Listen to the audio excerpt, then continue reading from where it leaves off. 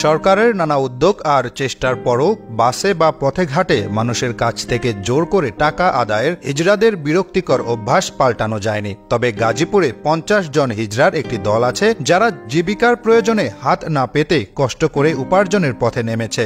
কৃষিকাজ করে করছে বাজিমাত, পথ দেখাচ্ছে অন্যদের। রাজধানীর পাশেই গাজীপুরের কোনাবাড়ি ২২ মাইল এলাকায় দেখা মেলে খামারটির। মোট ১৩ বিঘা জমিতে চলছে চাষাবাদ।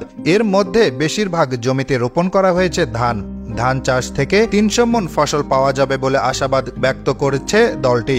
২ বিঘা জমিতে চাষ হচ্ছে টমেটো, লাল শাক, মরিচ, পেঁয়াজ, পটল সহ নানা জাতের সবজি। আছে গরু আর মুরগির খামারও। স্থানীয় ব্যবসায়ী উসমান আলীর বদান্যতায় কাজটি করতে পারছেন তারা। বিনা পয়সায় মাস ৬ আগে জমিটি দেওয়া হয়। তাদের শর্ত একটাই, হতে হবে আত্মনির্ভরশীল, হাত পাতা চলবে না। একসময় ইটের ভাটা ছিল জমিটি, তবে ৪-৫ বছর ধরে খালি পড়েছিল। সেই জমি বর্গা নিতে চেয়েছিল হিজড়া দলটি। সব শুনে সমর্থন দিলেন জমির মালিক উসমান আলী। বললেন, ভালো উদ্যোগের সাথে আছেন, ভাড়ার টাকাও দিতে হবে না। পুরো সেই জমি এখন সুন্দর সবুজ ফসলে ভরপুর। মন ভরে যায় উসমানের। সেখান থেকেই সবজি, দুধ আর মুরগি কিনে নেয় গ্রামের মানুষ আর বাজারের ব্যাপারীরা। কৃষিকাজ করার আগে এই দলটিও প্রতিদিন দোকানপাট, বাসাবাড়ি থেকে টাকা তুলত এবং এদের প্রতি বিরক্ত ছিল সবাই। কিন্তু চাঁদা না দিয়ে উপায় ছিল না, তাই মুখ বুজে পকেটে হাত দিত সবাই। সেই টাকা তোলা দলটা এখন পুরোদস্তুর কৃষক। তাদের কাছ থেকে এখন পেঁয়াজ, রসুন, মিষ্টি কুমড়া, টমেটো, পটল, করলা সহ নানা জাতের সবজি কিনে নিচ্ছে বাজারিরা। সবজি ক্ষেত থেকে দিনে এখন আয় প্রায় ১৫০০ থেকে ২০০০ টাকা।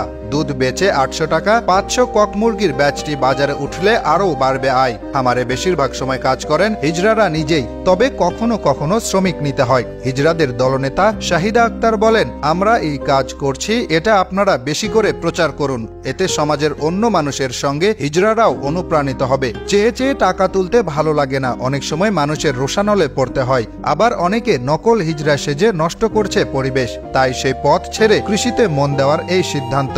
জমিতে কাজ করতে করতে কালু হিজড়া বলেন, তিনি ছোটবেলা থেকে কৃষি কাজ করতে ভালোবাসতেন, তাই টাকা জমিয়ে ধান ও সবজি চাষ করতেন।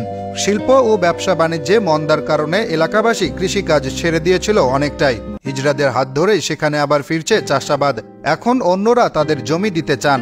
আগামী বছর আরো বেশি জমিতে চাষাবাদ হবে বলে আশা করছেন স্থানীয়রা।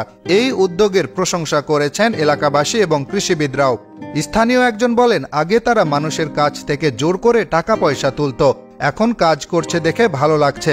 কৃষি সম্প্রসারণ প্রকল্পের গাজীপুরের উপপরিচালক বলেন, বাংলাদেশে বোধহয় এটিই প্রথম তারা চাষাবাদ করছে এবং নিজের পায়ে দাঁড়িয়ে স্বাবলম্বী হওয়ার চেষ্টা করছে। এটা আমাদের সমাজের জন্য শুভ সংকেত। মাঠের যেদিকে চোখ যায় সেদিকেই সবুজের সমারোহ। ধানের চারা থেকে বের হওয়া শীষ দোল খাচ্ছে বাতাসে, তা দেখে মন ভরে উঠছে হিজড়াদের। অনেকেই আবার ক্ষেতের পরিচর্যায় ব্যস্ত। ধান ক্ষেতের পাশে বানানো হয়েছে ছোট একটি কুঁড়ে ঘর, সেখানে বসে দেখভাল করেন হিজড়ারা।